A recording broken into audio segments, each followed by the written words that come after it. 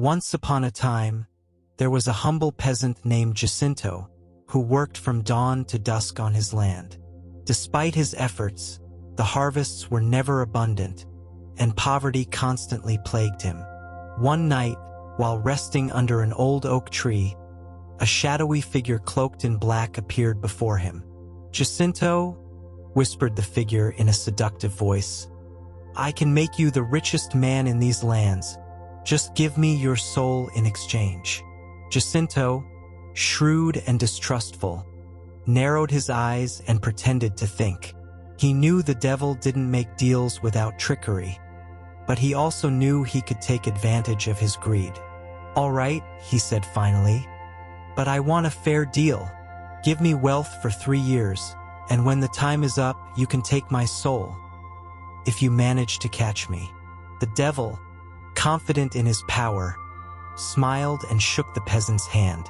Instantly, Jacinto's land flourished like never before, and his barn filled with gold and grain. The 3 years passed in the blink of an eye. Jacinto enjoyed his wealth, but never forgot the deal he had made. He knew the devil would return to claim his soul, so he began to devise a plan to trick him. On the last night before the deadline, Jacinto went to the forest and sought out the wise old woman, Sabina, who knew ancient secrets. "Mother Sabina, I made a deal with the devil, and tomorrow he will come to take my soul. How can I save myself?" The old woman smiled knowingly. "The devil is cunning, but he is also proud and vain. It's not impossible to deceive him. Listen carefully to what you must do." Jacinto paid close attention to every word, and before dawn, he set his plan into motion. When the devil appeared, cloaked in shadows and smiling maliciously, Jacinto was already waiting for him with a spade in his hand and a smile on his face. "Devil!" exclaimed the peasant. "Before you take me, let's have one last challenge. If you're as powerful as you say, surely you can do something incredible." The devil, intrigued and unsuspecting of the trap, furrowed his brow. "What do you mean?" Jacinto pointed to a small wine barrel beside him. "I've heard that you can change shape and make yourself as large as a mountain or as small as a grain of wheat. Will you be able to fit into this barrel?" The devil laughed arrogantly. "That's too easy." Without hesitation, he began shrinking, becoming a tiny shadow that slid into the barrel. As soon as the devil finished getting inside, Jacinto, with the speed of lightning, put the lid on and secured it with nails. Then, he took a hammer and began hammering the sides of the barrel with all his strength. "Hey!" shouted the devil's voice from inside. "What do you think you're doing?" Jacinto kept hammering relentlessly. "I'm just making sure you can't get out, my friend." The barrel trembled and creaked as the devil struggled inside, but Jacinto had been skillful enough to seal it tightly. Then, with a rope, he tied the barrel and loaded it onto his cart. "Get me out of here right now!" roared the devil, furious. "This wasn't part of the deal." Jacinto laughed as he drove his cart toward the river. "We said you'd come for my soul if you caught me. But it seems the one caught here is you." The devil growled and beat furiously, but he couldn't break the wood of the barrel. Jacinto reached the highest bridge over the river and, without hesitation, tossed the barrel into the water. "Safe travels, devil!" the peasant mocked as he watched the barrel sink into the current. The devil screamed, cursing his luck, as the current carried him away. Jacinto shook his hands and smiled. "Well, it looks like the devil will have to find another fool." But the devil would not give up so easily. Jacinto returned home, convinced that he had defeated the devil forever. However, as night fell, a strong wind began to blow against his hut, and a deep voice echoed in the darkness. "You thought you could get rid of me so easily, Jacinto." The peasant, though surprised, was not intimidated. He stepped out of his house with a lamp in hand and saw, in the middle of the field, the dark silhouette of the devil. His clothes were soaked, and anger burned in his eyes. "I won't give you my soul, devil. You'll have to catch me first," said Jacinto with a mocking smile. The devil, still resentful from the barrel trick, scowled. "Fine, peasant, but this time there will be no tricks. I'll give you one last chance. If you can defeat me in a test of wit, I will let you go free forever. But if you fail, your soul will be mine without further delay." Jacinto stroked his beard, pretending to hesitate. "All right, I accept, but I want to be the one to choose the test." The devil, confident in his superiority, nodded. "Okay, what's the test?" Jacinto smiled and took a small bag of wheat seeds from his pocket. "Let's take these seeds. You will plant a field with them, and I will plant another. If your harvest is better than mine, you can take me with you. But if mine is better, you will let me go free." The devil laughed arrogantly. "That's a ridiculous test. My power can make a whole field grow in seconds." But Jacinto had one more trick up his sleeve. Confident in his magic, the devil took a handful of seeds and scattered them over an empty field. He snapped his fingers, and in the blink of an eye, green stalks sprouted, growing into golden ears of wheat, ready for harvest. "There you go, peasant," mocked the devil. "Try to beat that."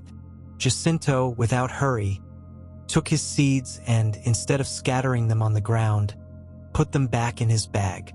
"All right, now it's my turn," he said with a sly smile. The devil watched impatiently. "What are you waiting for? Plant the seeds." Jacinto crossed his arms and shook his head. "Oh no, devil.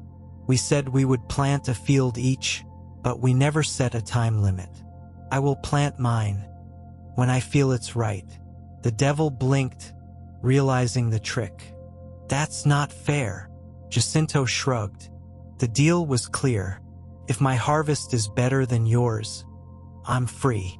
But I haven't planted anything yet, so there's nothing to compare." The devil gritted his teeth in rage. He knew he couldn't break a deal without consequences, and if Jacinto never planted his harvest, the challenge would never end. "You tricked me again, peasant," growled the devil. Jacinto smiled mischievously. "I didn't trick you, devil. I just beat you at your own game." The devil, furious but defeated, had to accept his loss. The devil was fuming. Never before had anyone beaten him twice in a row, but he couldn't leave empty-handed. "Very well, Jacinto," he growled. "You've been clever, but there's one last test for you. If you can pass it, I will never bother you again." The farmer, who had grown fond of tricking the devil, smiled confidently. "All right, devil, what's the test?" The devil raised his hand, and with a snap of his bony fingers, a heavy sack of stones appeared.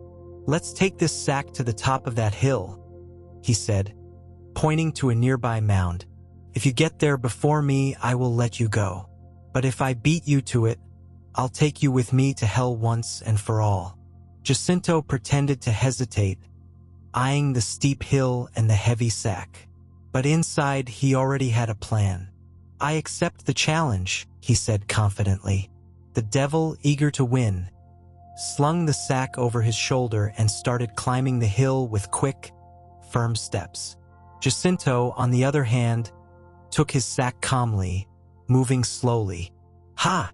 You'll never catch me, farmer," the devil mocked from up high. But Jacinto waited for the right moment. When the devil was halfway up, sweating from the effort, the farmer dropped his sack and shouted, "Hey, devil, mine's heavier." The devil, stung in his pride, couldn't resist the provocation. "Heavier? Let me see."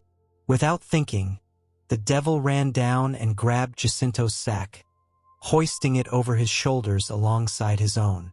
Jacinto, free of the weight, smiled and began to climb the hill at a brisk pace, while the devil, with two sacks now, was panting and struggling to keep up. By the time the devil realized the trick, it was too late. The devil, exhausted and sweaty, tried to hurry, but the 2 stone sacks weighed him down too much. Jacinto, however, climbed the hill light as the wind, laughing under his breath. When the farmer reached the top, he turned around, crossed his arms, and mocked. "Come on, devil. Weren't you saying you were stronger than me?" The devil, red with rage and panting heavily, could barely move. His knees were trembling, and his back seemed ready to break under the weight of the sacks. "You've tricked me again, Jacinto," he snarled, dropping the sacks with a loud thud. "This isn't fair." Jacinto grinned mischievously. "The deal was clear, devil. If I reached the top first, you'd leave me alone. Or is the great lord of deception bad at losing?" The devil clenched his fists, but he knew he had no choice but to accept his defeat. With a grunt, he waved his hand, and a black whirlwind swirled around him. "You've won, farmer, but I'll never forget this. You'll pay for it someday." With one last burst of smoke and sulfur, the devil disappeared, leaving behind a strong smell of sulfur and a bruised ego. Jacinto stood for a moment at the top of the hill, enjoying the view and the cool breeze. "Seems like the devil isn't as smart as he thinks," he said, laughing. With his soul intact and freedom assured, he began his descent down the hill, ready to continue his life without worry. But there was still one last detail to take care of. Jacinto returned to his cabin with a light heart and great satisfaction. He had tricked the devil 3 times, and according to the deal, the devil could never bother him again. But the farmer knew he had to make sure that Trickster didn't try to come back with any tricks. That very night, he walked to the house of the wise woman, Sabina. "Mother Sabina, I've beaten the devil, but I want to make sure he never bothers me again. What can I do?" The wise woman smiled and pulled out a small jar of holy water. "Sprinkle this around your house and hang an iron horseshoe on the door. The devil doesn't like iron or blessings." Jacinto followed the instructions to the letter. He sprinkled holy water around his house, nailed a horseshoe to the door, and even carved a large wooden cross and placed it over his chimney. From that day on, the devil never appeared on his land again. Jacinto lived the rest of his life in peace, working his fields and telling his story to anyone who wanted to hear it. Over time, his cleverness became legend, and in the village, it was said that the farmer who had tricked the devil still laughed from his grave, sure that the damned devil had never been able to take his soul.